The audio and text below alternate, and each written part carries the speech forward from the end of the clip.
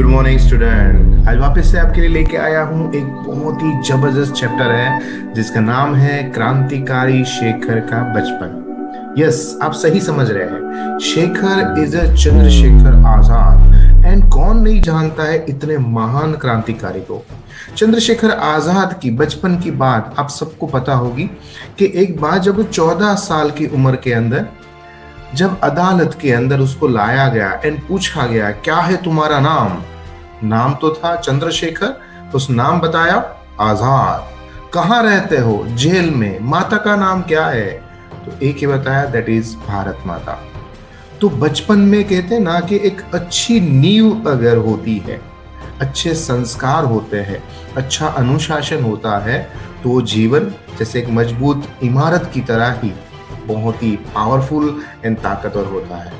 जीवन का अंत समय में भी उसने भारत माता को सिर्फ इतना ही कहा कि माता बस मैं तुम्हारी इतनी ही सेवा कर पाया। इस तरह से जो अपने जीवन के अंदर एक ही लक्ष्य रखे जिए, वो है हमारे क्रांतिकारी शेखर का बचपन। और आज हम समझने वाले हैं छोटे छोटे किस्से। क्रांतिकारी शेखर के बचपन में इतनी ताकत, इतनी अच्छे तेज दिमाग कहां से आया, किस तरह से आया, आखिरकार भारत माता के प्रति इतना लगाव कैसे हुआ, वो आज इस चैप्टर में समझने वाले हैं। Standard 9 subject Hindi and chapter number है 21। तो चलो सबसे पहले शुरुआत करेंगे हमारे लेखक महोदय के बारे में जानकारी लेने का। लेखक महोदय जी है, नाम है सच्चिदानंद हीरानंद वात्सायन। यस, 1911 के अंदर बॉर्न हुए। भारत के अंदर सबसे बेहतरीन उपन्यास भी लिख कर दिया और उसका नाम हमारे प्रेमचंद जी, हिंदी सम्राट प्रेमचंद जी के बाद सेकंड नंबर पे अगर कोई किताब आई तो उसका नाम था दैट इज शेखर एक जीवनी। आज का चैप्टर हम इसी उपन्यास का एक अंश आपके सामने रखने वाले हैं। कहते हैं कि प्रेमचंद जी की जो गोदान यानी कि गाय का दान, ये सबसे पॉपुलर किताब यानी बुक्स यानी कि उपन्यास में से एक है। एंड सेकंड नंबर पे अगर कोई है तो है शेखर एक जीवनी। तो आप समझ सकते हैं आज का चैप्टर कितना महत्वपूर्ण है ना। तो समझते हैं कि हमारे जीवन के अंदर जो आज आजादी है, जो आजादी की लहर है, हम अपने हिसाब से अपने कपड़े, हम अपने हिसाब से अपने मित्र, हम अपने हिसाब से अपनी शाला यानी कि स्कूल पसंद कर सकते हैं, हम पढ़ सकते हैं, हम घूम सकते हैं। वो आजादी दिलाने वाले हमारे चंद्रशेखर आजाद थे। वैसे तो बहुत सारे क्रांतिकारी थे, पर हाँ, इसका नाम हम कभी नहीं भूल सकते हैं। और ये हमें याद दिलाते हैं हमारे लेखक महोदय, उपन्यासकार यानी कि अज्ञेय जी के नाम से प्रसिद्ध हुए, दैट इज सच्चिदानंद हीरानंद वात्सायन। आप बिलीव नहीं करोगे, पर देखो कैलिफोर्निया है ना विश्वविद्यालय यानी कैलिफोर्निया यूनिवर्सिटी के अंदर भारतीय साहित्य एंड संस्कृति के ये प्रोफेसर अध्यापक हुआ करते थे। एंड हाँ, विद्रोही स्वभाव के थे। अब काफी सारे लोगों को समझ में नहीं आता है कि what is the meaning of विद्रोही। विद्रोह करना मतलब एक होता है सच और एक होता है झूठ। झूठ होता है उसको लोग मना करते हैं कि हम इसके साथ नहीं जा रहे हैं, पर विद्रोही ऐसा होता है कि वो झूठ झूठ क्यों है, सच को दबा के जो बाहर आता है वही तो झूठ होता है। एंड उसका अगर विद्रोह नहीं करेंगे तो सच कभी सामने ही नहीं आ पाएगा। इस तरह से जो गलत है उसके सामने डटे रहने वाले हमारे अज्ञेय जी थे। और वही कारण है कि बहुत सी बार वो भारत देश के आजादी के अंदर सक्रिय क्रांतिकारी दल के अंदर होने के कारण से कारागार यानी कि जेल में भी गए थे। चलो तो शुरू करते हैं ज्ञानपीठ पुरस्कार से सम्मानित हमारे लेखक महोदय सच्चिदानंद हीरानंद वात्सायन की ये बहुत ही खूबसूरत सी कहानी, शेखर एक जीवनी का एक अंश। नाम है क्रांतिकारी शेखर का बचपन। तो हुआ ऐसा था, भारत देश के अंदर उस समय दो पार्ट डिवाइड हो चुके थे।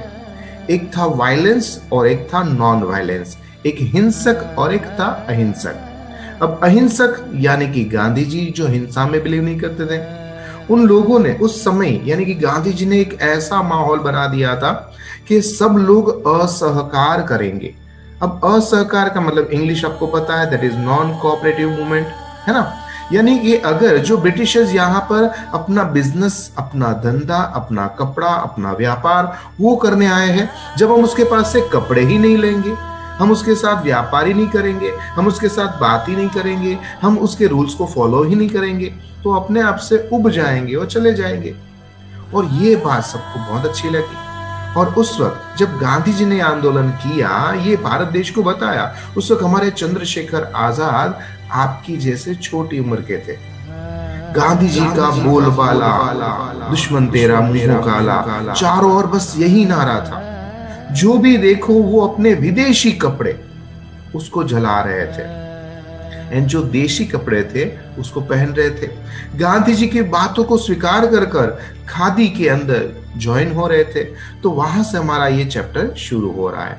क्या लिखा है कि असहकार की एक लहर आई, देश उसमें बहने लगा और हमारा चंद्रशेखर आजाद भी उसके अंदर बहने की चेष्टा करने लगा। और हाँ, जब वो बह नहीं पाया क्योंकि उसकी उम्र तो छोटी थी, तब हाथों से खेकर वो अपने आप को और आगे और आगे और आगे ले जाने की कोशिश करने लगे। उसने विदेशी कपड़े उतार दिए और जो भी घर के अंदर उसके पास देसी कपड़े थे वो उसके पास से वही पहनते लगे। पर होता ऐसा था कि कितने देसी कपड़े थे, बस गिने चुने थोड़े बहुत ही थे। तो उसके कारण से बाहर घूमने मिलने जाना धीरे धीरे करके छोड़ दिया, क्योंकि कपड़े ही कम थे और विदेशी कपड़े उतार कर जला दिए, क्योंकि इतने देशी कपड़े उसके पास नहीं थे कि वो पहन के बाहर जा सके।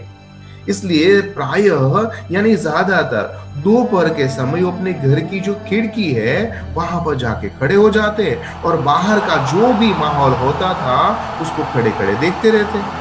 कभी दूर से जब बहुत कंठों से यानी गलों से संवेद पुकार सुनाई देती गांधी जी का सपोर्ट में, कैसी आवाज है कि गांधी जी का बोलबाला, दुश्मन तेरा मुंह काला। तब उसके शरीर में, उसके मन में, उसकी आत्मा, उसकी प्राण पुलकित हो जाती थी। एंड वो भी खिड़की से पुकार उठते थे, हाँ मैं भी हूं आपके साथ, गांधी जी का बोलबाला, दुश्मन तुम्हारा मुंह काला। इससे आगे वो बह नहीं पाते थे या जा नहीं पाते थे, घर से अनुमति नहीं थी। लेकिन अनुमति का न होना ही तो एक अंकुश था जो निरंतर उसे कोई मार्ग ढूंढने के लिए प्रेरित करता था। जाऊंगा तो जरूर, पर कहां से जाऊंगा, पर कुछ तो करना पड़ेगा, मुझे भी गांधी जी का साथ देना है। सो एक दिन ऐसा हुआ, घर के अंदर माता जी के अलावा कोई घर में थे नहीं, सब के सब लोग बाहर गए थे। माँ अपने ऊपर का जो कमरा यानी जो कोठे थे उसमें बैठी हुई थी और हमारे चंद्रशेखर महोदय जी घर के सब कमरों में से जितने भी विदेशी कपड़े थे एक एक करके सारे बटोर लिए और लेके आ गए नीचे खुली जगह पर और कर दिया ढेर।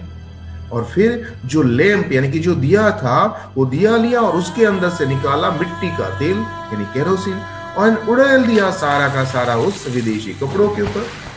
पहले क्या था कि तेल का जो पीपा था वो नौकर के पास ही रहता था, पर वो जाने की उसकी हिम्मत नहीं थी, पर अब उसने तो ले लिया वहां से और लगा दी सबके सब आग यहाँ पर। इस तरह से उसके घर में जितने भी विदेशी कपड़े थे उसको जला दिया। आग एकदम भभक उठी, शेखर का आह्लादक भी पकड़ उठा। उसको लगा नहीं मैंने भी कुछ किया, जब बाहर सब कुछ कर रहे हैं तो मैंने अपने अंदर कुछ कर लिया। वह आग के चारों ओर नाचने लगे, गाने लगे और गला खोल कर गाने लगे, गांधी जी का बोलबाला, दुश्मन तेरा मुंह काला। एंड थोड़ी देर में मां आ गई। थोड़ी देर में शेखर के गाल भी मानो विदेशी की तरह एकदम लाल लाल हो गए थे एंड जलने लगे थे, क्योंकि मम्मी ने भी बहुत मारा। लेकिन ढेर राख हो गया था एंड सारे के सारे जो कपड़े थे वो जल चुके थे। शेखर के मन में यही विदेशी मात्रा के प्रति घृणा थी। उसे देखना ही वो अपने नस नस में विदेशी का प्रभुत्व ही नहीं आतंक भरा था। उसे पुरानी बातें भी याद आई और नई भी। वो देखने लगे कि उसे यह भी ध्यान हुआ कि जो पिताजी थे वो घर में भाइयों से हमेशा यही कहते थे कि अंग्रेजी में बात करने कोई भी दूसरी भाषा में बात नहीं करेगा। यह भी कि वो शैशव में यानी कि बचपन में अंग्रेजी बोलना जानते थे, पर फिर भी हमारे शेखर महोदय को ऐसा लगता था कि नहीं, हिंदी अभी सीख रहा हूं और जैसे मुझे हिंदी आ जाए मैं हिंदी में बात करूंगा। उसके घर के अंदर जो उसकी पहली आया यानी कि एक ऐसी नौकरानी जो अधेड़ उम्र की होती है और ज्यादातर छोटे बच्चों को रखने का काम करती है, वो आया एक क्रिश्चियन यानी कि ईसाई जाति की थी जो कि इंग्लिश में बात करती थी, है ना। और उसके जो पहले गुरु यानी कि टीचर सर आए, उसके साथ उसको दिन भर इंग्लिश में ही बोलना पड़ता था, एंड वो भी एक अमेरिकन मिशनरी के थे। अब घर के अंदर आया एंड गुरु, ये सब लोग पिताजी एंड भाई जब इंग्लिश में बात करे तो मुश्किल तो होनी ही है, परंतु अमेरिकन मिशनरी के ये हमारे गुरु महोदय हमेशा उसको इंग्लिश में ही बोलते, इंग्लिश में ही बात कराते एंड अंग्रेजी ही पढ़ाते रहते। जो पढ़ना चाहे वह कुछ भी नहीं था, दिन भर अंग्रेजी की शिक्षा देता था। शेखर ने देखा, और यदि मातृभाषा वह है तो हम सबसे पहले तो अपनी मातृभाषा ही सीखनी चाहिए यानी हिंदी, तब तो अंग्रेजी ही उसकी मातृभाषा है और विदेशी उसकी माँ है, ऐसा समझने लगे कि नहीं यार, हमें अपनी हिंदी सीखनी चाहिए, नहीं कि अंग्रेजी। और अगर अंग्रेजी हमारी मातृभाषा है तो अंग्रेजी के साथ साथ जो ब्रिटिशर्स है और अंग्रेज लोग हैं उसके साथ ही हमारा लेना देना है। उसे आत्मा अभिमान बहुत कुछ धक्का लगा, जिसमें से ध्रुणित समझा, और उसने विदेशी माँ को कहने के बाध्य हुआ कि नहीं, आज के बाद मैं ना अंग्रेजी सीखूंगा, ना अंग्रेजी बोलूंगा और ना ही विदेशी भाषा के साथ मेरा कोई लगाव होगा।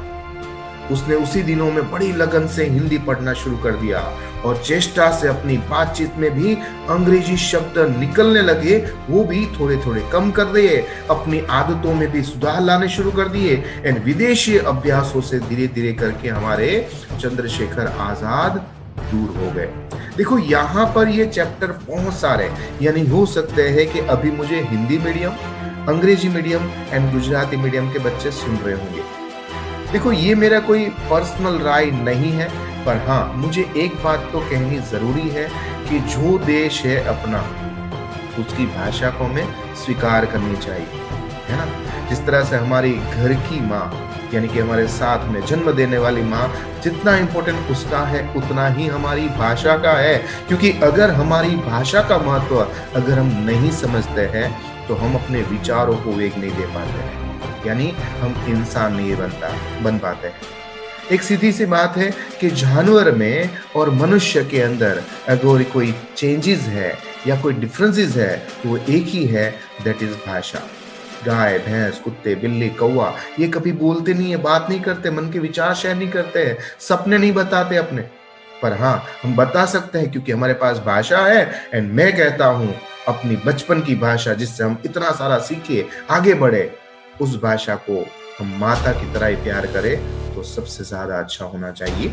सो आई थिंक इस बात को आपको अपने खुद से ही सोचना चाहिए कि हमें क्या करना है। ठीक है, आगे बढ़ते हैं चैप्टर में। और अपने हिंदी ज्ञान को प्रमाणित करने के लिए उन्होंने गांधी जी के प्रति अपनी श्रद्धा, जिसे व्यक्त करने का कोई साधन उसके पास नहीं था, प्रकट करने के लिए उसके पास एक राष्ट्रीय नाटक लिखना आरंभ कर दिया, जिसमें देखा एकमात्र खेल की स्मृति अभी भी ताजी है, इसलिए उसने लिखने में विशिष्ट कठिनाई नहीं हुई। प्रस्तावना तो जो की क्यों ही हथियाली कहीं से, केवल कहीं कहीं कुछ मामूली परिवर्तन करना पड़ा। उसके बाद नाटक आरंभ हुआ और एक स्वाधीन लोकतंत्र भारत का एक विराट स्वप्न, जिसमें राष्ट्रपति गांधी और उसके सिद्धि के लिए साधन अनवरत कताई, बुनाई, विदेशी माल और मनुष्य का परित्याग और प्रत्येक अवसर पर दूसरा गाल आगे कर देना।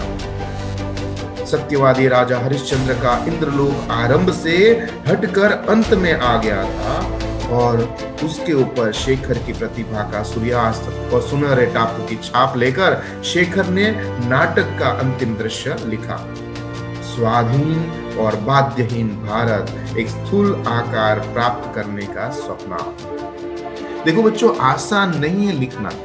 जब आप कोई चीज लिखने बैठते हो ना तो कितनी ही सारी चीजें सीखते हो। क्या ये लिखूं ना लिखूं, ये लिखूं कि ना लिखूं, इसके पात्र का नाम क्या दूं? ये कैसे पात्र कैसे डायलॉग बोलेंगे? कितने शब्द हमें ढूंढने पड़ते हैं। यानी कहते हैं ना कि एक मनुष्य का बच्चा जन्म लेके 9 महीना के बाद प्राप्त होता है, हाथी का बच्चा 18 महीना। और जो अच्छी किताब है ना, उसको लिखने के लिए तो सालों लग जाते हैं। इस तरह से किताब लिखना बहुत मुश्किल कार्य है, पर हाँ, हमारे चंद्रशेखर आजाद ने ये कार्य बचपन से ही शुरू कर दिया। आगे लिखा है, नाटक हो गया पूरा हमारा चंद्रशेखर आजाद जी का। शेखर ने सुंदर देशी शाही पर और उसके प्रतिलिपि तैयार की और उसे अपनी पुस्तक में नीचे छिपा कर रख दिया।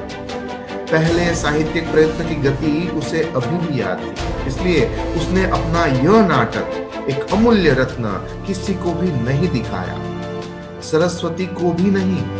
और हर समय जब वहां पर वो जाते तो उसके मन में एक ही ध्वनि गुंजित होती थी कि हाँ, मैं शेखर हूं, एक अपूर्व नाटक का लेखक चंद्रशेखर आजाद, और मैंने अकेले ही बिना किसी की सहायता से अपने हाथों से इसका निर्माण किया है और स्वाधीन बाधाहीन भारत का एक चित्र मैंने खड़ा कर दिया है। इस तरह से एक आंखों में, एक चेहरे पे आप कॉन्फिडेंस देख सकते हो।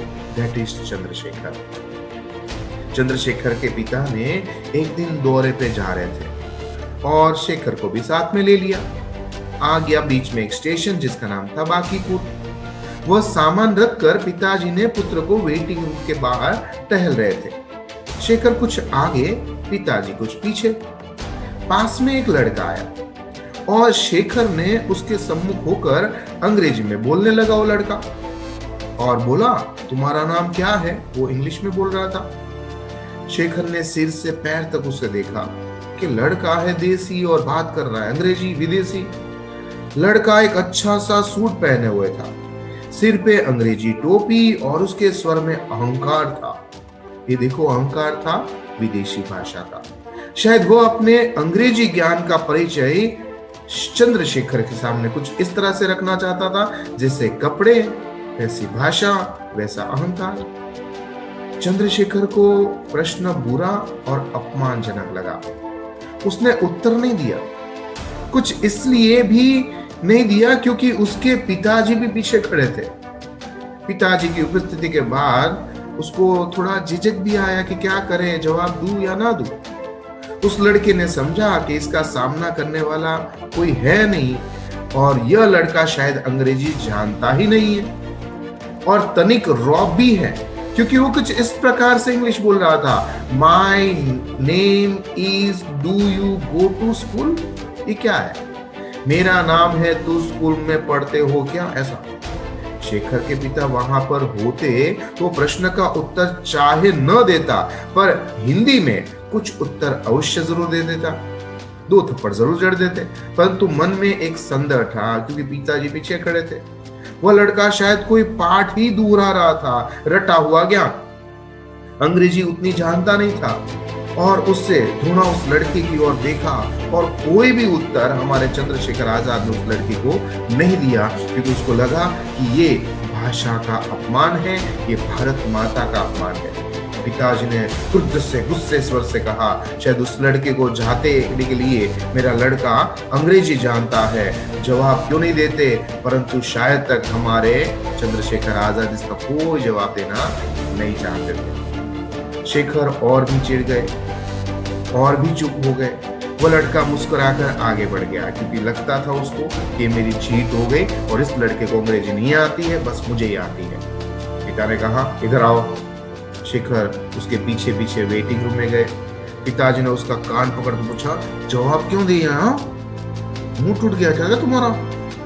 तभी ट्रेन आ गई। शेखर कुछ उत्तर देने या उत्तर न देने की गुस्ताखी करते से बच गए। दूसरे दिन घर पर पिताजी ने माँ से कहा, देखो देखो हमारे लड़के सब बुद्धू है, किसी ने सामान तो बोला, किसके सामने बोलना तो निकल ही नहीं रहा है। और बेचारे शेखर चुप चुप चुप। ये थे हमारे चंद्रशेखर आजाद। कहते हैं कि दूसरे आपस में बेहतर कर रहे हैं, ये नहीं देखना चाहिए।